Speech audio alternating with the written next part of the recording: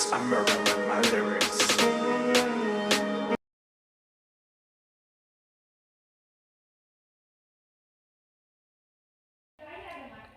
Assalamualaikum warahmatullahi wabarakatuh. Baik, di sini saya akan menjelaskan tentang bagaimana cara memakai kain ihram untuk laki-laki dan perempuan. Yang pertama yaitu cara memakai kain ihram untuk laki-laki. Kain ihram untuk jemaah laki-laki terdiri atas 2 lembar kain, yakni dipakai untuk menutupi bagian pinggang hingga kaki dan satunya diselempangkan dari baju ke bawah ketiak. Berikut caranya. Untuk yang bagian bawah, siapkan satu kain untuk menutupi bagian bawah, lalu tutup aurat mulai dari atas pusar hingga bagian bawah lutut dengan melipatnya yang hampir mirip seperti penggunaan sarung. Dan untuk yang bagian atas, selempangkan kain agar menutup bagian pundak kiri dan kanan. Dan saat tawaf, biarkan bagian pundak kanan terbuka dan lipatan kain pada sisi satunya berada di bawah ketiak kanan. Bagian pundak kanan terbuka hanya pada saat tawaf saja. Setelah itu, kain ihram bisa kembali digunakan menutupi semua badan. Selanjutnya ada kain ihram untuk perempuan. Pakaian ihram yang digunakan oleh perempuan tidak ada yang khusus. Jemaah perempuan dapat mengenakan pakaian biasa yang menutup aurat layaknya mukena. Kemudian, bagi jemaah perempuan sebaiknya mengenakan pakaian dengan warna yang tidak mencolok atau disunahkan memakai pakaian berwarna putih. Akan tetapi, terdapat pula larangan atau pantangan yang perlu dipatuhi oleh jemaah perempuan dalam berpakaian. Jemaah perempuan tidak diperkenankan menggunakan cadar dan juga sarung tangan ketika berihram. Untuk menutup muka atau wajah, jemaah perempuan dapat menggunakan kerudung yang dikenakannya. Kaos kaki diperbolehkan untuk digunakan oleh jemaah perempuan. Hal tersebut dikarenakan kaki merupakan salah satu aurat yang harus ditutup. Baik, selanjutnya niat haji dan umroh. Adapun bacaan niat haji, Bismillahirrahmanirrahim, labbaika Allahumma hajjan, atau bisa juga membaca nawaitul hajja wa ahramtu biha lillahi ta'ala. Adapun bacaan niat umroh yaitu labbaika Allahumma umratan, atau bisa juga dengan membaca nawaitul umrata wa ahramtu biha lillahi ta'ala. Doa ketika melihat Ka'bah. Bismillahirrahmanirrahim. Allahumma jid hadzal baita tashrifan wa ta'ziman wa takriman wa mahabatan. Wajid man syarrafahu wa azzamahu wa karramahu mimman hajjahu aw ya'tamarahu tashrifan wa ta'ziman wa takriman wa birron. Selanjutnya adalah doa ketika meminum air Zam-Zam. Bismillahirrahmanirrahim. Allahumma inni as'aluka ilman nafi'an wa rizqan wasi'an wa syifaan min kulli da' wa saqamin bi rahmatika ya arhamar rahimin. Dan yang terakhir ada doa ketika memasuki Arafah. Bismillahirrahmanirrahim. Allahumma ilaika tawajjahtu wa bika i'tasamtu wa 'alaika tawakkaltu. Allahumma ij'alni mimman tubahi bihil yauma malaikataka innaka 'ala kulli syai'in qadir. Baik, pembahasan selanjutnya yaitu tentang fungsi dan manajemen BIMSIK. Yang pertama ada proses perencanaan. Ada kutipan yang dinyatakan oleh Dean Spiger mengenai perencanaan. Ia mengatakan, those who fail to plan, plan to fail. Yang artinya, siapa yang gagal dalam membuat rencana, sesungguhnya ia sedang merencanakan kegagalannya. Kutipan pernyataan ini mengartikan bahwasanya sebuah perencanaan harus betul-betul matang sebagai langkah awal dalam menjalankan sesuatu, yang mana bila tidak dimatangkan maka harus siap untuk menerima kegagalan. Kutipan di atas juga sesuai dengan apa yang menjadi definisi dari perencanaan yang dituliskan oleh Sondang Siagian dalam bukunya. Ia menuturkan bahwasanya perencanaan adalah usaha sadar dana pengambilan keputusan yang telah diperhitungkan secara matang tentang hal-hal yang akan dikerjakan di masa depan oleh suatu organisasi dalam rangka pencapaian tujuan yang telah ditentukan sebelumnya. Selanjutnya, perencanaan itu sendiri memiliki tujuan yang sangat penting. Hal ini tertuang di dalam buku Pengantar Ilmu Manajemen yang menjelaskan bahwasanya Ada 4 tujuan penting perencanaan. Yang pertama, untuk mengurangi dan mengimbangi ketidakpastian dan perubahan-perubahan di waktu yang akan mendatang. Yang kedua, yaitu memusatkan perhatian kepada sasaran. Yang ketiga, mendapatkan atau menjamin proses pencapaian tujuan. Dan yang terakhir, yaitu memudahkan pengawasan. Langkah selanjutnya yaitu pengorganisasian. Menurut Ahmad Fadil, yang dimaksud dengan definisi dari pengorganisasian adalah keseluruhan proses pengelompokan orang-orang, alat-alat, tugas-tugas, tanggung jawab dan wewenang sedemikian rupa sehingga tercipta suatu organisasi yang dapat digerakkan sebagai suatu kesatuan dalam rangka pencapaian tujuan yang telah ditentukan. Pengorganisasian merupakan serangkaian pekerjaan yang melibatkan banyak orang untuk mencapai unit-unit tertentu seperti kerja-kerja manajerial, teknis, dan lain sebagainya. Sesuai dengan apa yang diungkapkan oleh Malayu SP Hasibuan yang mengatakan bahwa pengorganisasian adalah suatu proses penentuan, pengelompokan, dan pengaturan bermacam-macam aktivitas yang diperlukan untuk mencapai tujuan.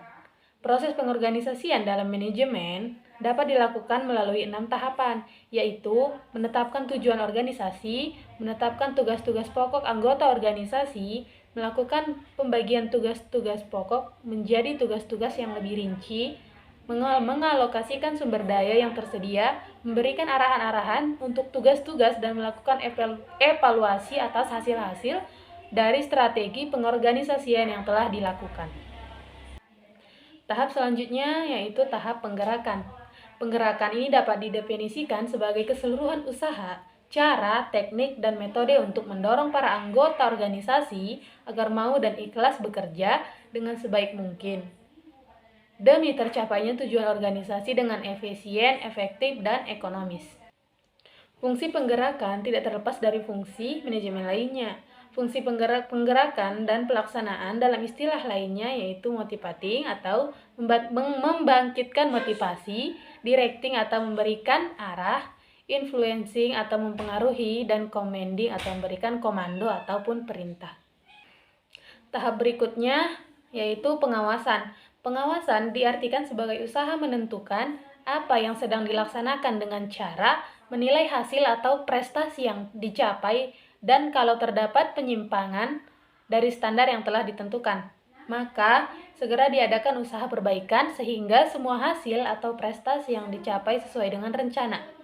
Pengawasan merupakan kegiatan positif karena mengarahkan kegiatan sedemikian rupa sehingga mencapai tujuan atau mengarahkan kegiatan ke arah standar yang telah ditentukan sesuai dengan rencana yang telah dibuat. Selanjutnya ada unsur-unsur manajemen. Guna mencapai apa yang menjadi visi, misi, dan tujuan dari sebuah organisasi ataupun sebuah lembaga yang telah ditetapkan, maka penting adanya alat-alat ataupun sarana penunjang untuk merealisasikan kesepakatan tersebut. Alat ataupun sarana inilah yang menjadi sebuah komponen penting guna mencapai hal tersebut. Abdul Shani membagi unsur alat manajemen ke dalam 6 bagian. Yang pertama ada man. Man ini merupakan tenaga kerja manusia, sumber daya manusia atau SDM yang ada pada sebuah lembaga. SDM yang akan berpengaruh pada lancar atau tidaknya manajemen lembaga dalam melaksanakan tujuan yang dilaksanakan. Yang kedua ada money, yakni pembiayaan yang diperlukan untuk mencapai tujuan. Dana tersebut dapat diperoleh dari pemerintah setempat atau dari donatur yang secara sukarela memberikan sumbangan demi kemajuan sebuah proses dakwah. Di samping itu, dana juga dapat diperoleh dari lembaga usaha yang dikembangkan. Yang ketiga ada methods, yakni cara atau sistem untuk mencapai tujuan. Dalam penentuan metode ini harus direncanakan secara matang sehingga tidak terjadi kevakuman di tengah jalan. Selanjutnya ada material. Material ini yaitu bahan-bahan yang diperlukan dalam mencapai tujuan atau misi lembaga. Bahan ini harus mendukung proses pencapaian tujuan yang direncanakan oleh sebuah lembaga. Selanjutnya ada mesin, yaitu alat-alat yang diperlukan. Dalam hal ini, alat-alat yang digunakan bertujuan untuk memaksimalkan bahan-bahan yang tersedia. Dan yang terakhir ada market, yakni tempat untuk menawarkan hasil produksi. Dalam hal ini, misi lembaga dapat diterima oleh masyarakat yang pada gilirannya mereka dapat menerima produk yang telah diciptakan.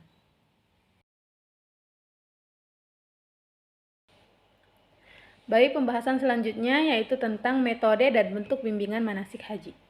Bentuk dan metode merupakan sebuah hal yang mempermudah sebuah cara kerja kita dalam melaksanakan sebuah kegiatan agar tercapai tujuan sesuai yang diharapkan. Dalam hal pelaksanaan bimbingan atau pelatihan manasik calon jemaah haji, terdapat metode dan bentuk yang digunakan. Bimbingan manasik calon jemaah haji dikelompokkan dalam beberapa bentuk, seperti yang dikemukakan oleh Direktur Pembinaan Haji, bahwa bimbingan manasik haji oleh pemerintah merupakan jenjang organisasi pelaksana, yaitu yang pertama ada bimbingan kelompok yang dilaksanakan oleh KUA kecamatan, dan yang kedua ada bimbingan massal yang dilakukan oleh kabupaten atau kota. Bimbingan kelompok merupakan sebuah kegiatan yang dilaksanakan oleh sekelompok orang yang memanfaatkan dinamika kelompok. Artinya, semua anggota atau peserta dapat saling berinteraksi satu sama lain, bebas mengemukakan pendapat, menanggapi, memberi saran, dan lain sebagainya. Dengan demikian, apa yang dilakukan para anggota atau peserta tersebut saling bersangkutan bagi peserta satu dan peserta lainnya. Yang pertama, bimbingan kelompok manasik yang dilaksanakan oleh KUA kecamatan. Dalam bimbingan manasik ini, masing-masing dilaksanakan sebanyak 7 kali pertemuan dan dihitung dari awal registrasi. Dan selanjutnya ada bimbingan massal yang dilaksanakan oleh kabupaten kota. Nah, bimbingan ini dilaksanakan di pusat selama 3-6 bulan. Selanjutnya yaitu tentang metode-metode bimbingan manasik haji. Yang pertama ada metode ceramah atau sering disebut juga dengan pemberian materi. Metode ceramah ini merupakan pemberian materi secara lisan dari sebuah pembelajaran seputar haji dan umroh untuk mencapai tujuan pembelajaran tertentu dengan jumlah yang relatif besar. Dalam metode ceramah atau pemberian materi ini, pembicara dapat mendorong timbulnya inspirasi bagi para calon jemaah bimbingan. Yang kedua ada metode diskusi. Metode diskusi adalah proses berinteraksi dan bertukar pendapat bagi 2 orang atau lebih. Dengan begitu, mereka dapat saling memecahkan sebuah permasalahan bersama. Pembelajaran dalam metode tersebut merupakan pembelajaran dalam metode interaktif. Selanjutnya ada metode tanya-jawab. Metode tanya-jawab adalah penyampaian sebuah pembelajaran melalui interaksi 2 orang dari pemberi materi dan calon jemaah secara berlawanan agar diperoleh kepastian jawaban dari pemateri. Dalam bimbingan manasik haji, merupakan sebuah target seberapa jauh peserta calon jemaah haji mengetahui teori dan materi yang telah disampaikan pemateri atau pembimbing, serta agar dapat membangkitkan respon para calon jemaah haji.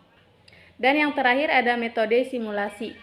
Dalam metode simulasi ini merupakan replikasi atau visualisasi dari area nyata, misalnya sebuah perencanaan pendidikan yang berjalan pada kurun waktu tertentu. Jadi dapat dikatakan bahwa simulasi itu adalah sebuah model yang berisi seperangkat variabel yang menampilkan suasana dan ciri yang sebenarnya. Simulasi memungkinkan keputusan-keputusan yang menentukan bagaimana ciri-ciri utama itu bisa dimodifikasi secara nyata. Nah, kesimpulannya dapat disimpulkan bahwa bentuk-bentuk bimbingan manasik haji terbagi kepada 2 bentuk, yaitu bimbingan kelompok yang dilaksanakan oleh KUA kecamatan dan bimbingan massal yang dilaksanakan oleh kabupaten kota. Dan selanjutnya, yaitu metode-metode bimbingan manasik haji terbagi 4, yaitu metode ceramah, kemudian ada metode diskusi, ada metode tanya jawab, dan yang terakhir yaitu metode simulasi. Mungkin cukup sekian yang bisa saya sampaikan. Mohon maaf apabila ada kesalahan. Terima kasih.